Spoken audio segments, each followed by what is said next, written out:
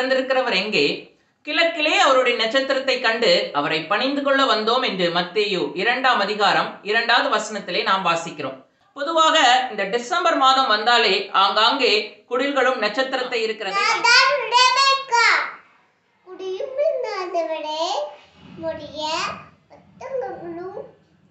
இருள் பூமியையும் காரிருள் ஜனங்களையும் மூடும். ஆனாலும் உன்மேல் கர்த்தர் உதிப்பார், அவருடைய மகிமை உன்மேல் காணப்படும் என்று ஏசாயா 60ஆம் அதிகாரம் 2வது வசனத்திலே நாம் வாசிக்கிறோம். தேவ மகிமையை எப்படியாவது உம்முடைய சத்துருக்களின் நிமித்தம் குழந்தைகள் பாலகர் வாயினால் பலன் உண்டு பண்ணினீர் என்று சங்கீதம் 8ஆம் அதிகாரம் 2வது வசனத்திலே நாம் வாசிக்கிறோம்.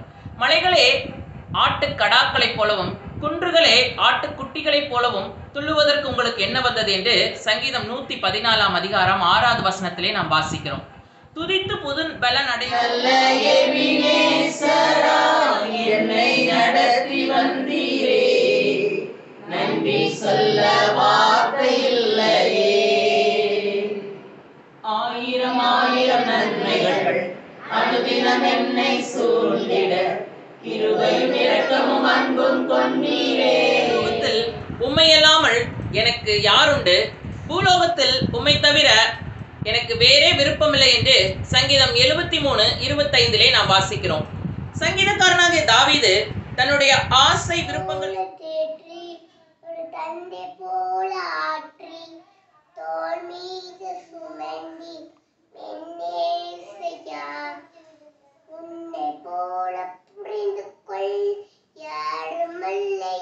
ஏசாயா 22:22 தாவீதின் வீட்டின் திறவுகோலை அவன் தோளின் மேல் வைப்பேன் என்றும், மத்தேயு 16:19 பரலோக ராஜ்யத்தின் திறவுகோலை நான் உனக்கு தருவேன் என்றும், மற்றும் வெளிப்படுத்துதல் விசேஷம் 1 தாவீதின் விருப்பம் கர்த்தர் ஒருவரே.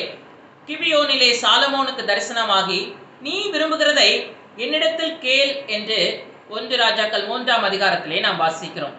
சாலமோனுடைய விருப்பம் எல்லாம் தேவ ஜனத்தை நியாயம் விசாரிக்கும்படியாக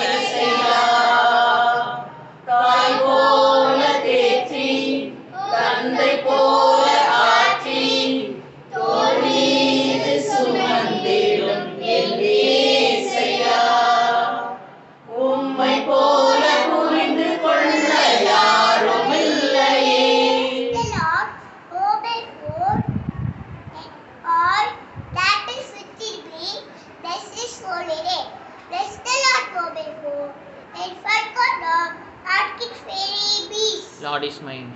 நீதிமானாகிய யோபுவின் விருப்பம் என்ன? என் மீட்பரை நான் காண வேண்டும் என்பதுதான் யோபுவின் விருப்பமாய் இருந்தது. என் மீட்பர் உயிரோடு இருக்கிறார் என்றும், அவர் கடைசி நாளில் பூமியின் மேல் நிற்பார் என்றும் நான் அறிந்திருக்கிறேன் என்று யோபு 19ஆம் அதிகாரம் 25-20 எல்லா மனுஷரும் ரட்சிக்கப்படவும் சத்தியத்தை அறிகிற அறிவை அடையவும் அவர் சித்தமுள்ளவராய் இருக்கிறார் என்று 1 தீமோத்தேயு 2ஆம் அதிகாரம் 4வது வசனத்திலே நாம் வாசிக்கிறோம்.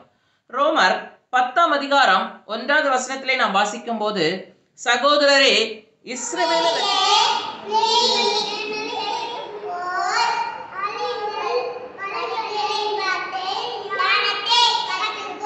பிள்ளைகளே, பூமியின் மேல் அக்கினியை போட வந்தேன், அது இப்பொழுதே பற்றி எரிய வேண்டும் என்று விரும்புகிறேன் என்று லூக்கா 12ஆம் அதிகாரம் நன்மையான எந்த ஈவும் பூரணமான எந்த வரமும் பரத்திலிருந்து உண்டாகி ஜோதிகளின் பிதாவினிடத்திலிருந்து இறங்கி வருகிறது என்று யாக்கோபு 1ஆம் அதிகாரம் 17வது வசனத்திலே நாம் வாசிக்கிறோம்.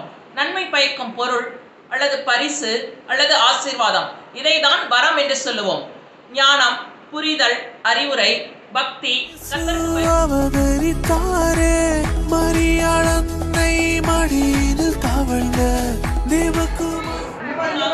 தம்மை ஒப்பு கொடுத்த மனுஷனாகிய கிறிஸ்து இயேசு அவரே என்று 1 தீமோத்தேயு 2ஆம் அதிகாரம் 6வது வசனத்திலே நாம் வாசிக்கிறோம். அவர் பிறந்ததுமே நமக்கு ஒரு பாலகன் பிறந்தார், நமக்கு ஒரு குமாரன் கொடுக்கப்பட்டார், கர்த்தத்துவம் அவர் தோளின் மேல் இருக்கும். அவர் நாமம் அதிசயமானவர், ஆலோசனை கர்த்தா, வல்லமையுள்ள தேவன், நித்திய பிதா, சமாதான பிரபுலாவதாக அழுகிற ஸ்திரீயின் கண்ணீரை துடைத்தார். 2வதாக சீசர்களின் பயத்தை போக்கி சமாதானத்தை கொடுத்தார். 3வதாக தோமாவின் அவ்விசுவாசத்தை அவர் நீக்கினார். 4வதாக எம்மாவூர் சீசர்களின் கண்களை திறந்தார். ஐந்தாவதாக